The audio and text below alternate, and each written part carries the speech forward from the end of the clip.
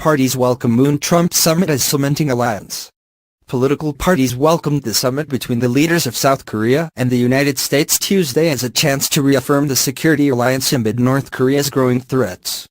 But opposition parties expressed disappointment that the meeting between Presidents Moon Jae-in and Donald Trump was too short for them to hold in-depth discussions and yield any tangible results.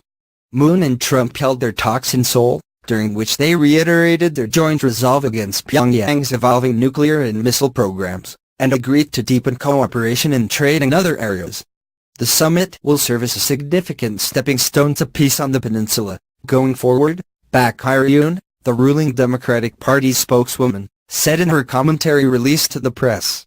As President Trump stated that South Korea is more than a long-standing alliance, it is a partner and friend for peace and prosperity. The two countries will further strengthen sustainable, future-oriented cooperation based on the solid alliance, she added.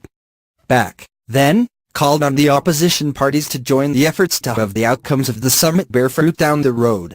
The conservative main opposition Liberty Korea Party said it is a relief that the liberal South Korean leader and his conservative U.S. counterpart were able to reaffirm the bilateral alliance despite speculation about their dissonance over how to deal with the North's saber-rattling. Concerns have persisted that Moon's dialogue-centric approach toward the recalcitrant regime could be at odds with Trump's hardline stance. Trump has shown his apparent aversion to the dialogue approach, tweeting, "Talking is not the answer." Given the time spent on interpretation, the summit was a short one, Chung Tae-ok, the party's spokesman, said. "We think it is difficult to say that the leaders were able to have serious talks through the short summit."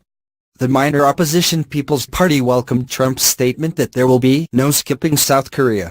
The U.S. president squelched fears that Seoul could be bypassed in global efforts to settle the nuclear standoff when Washington and Beijing, or other parties, discussed the issue in the absence of Seoul officials.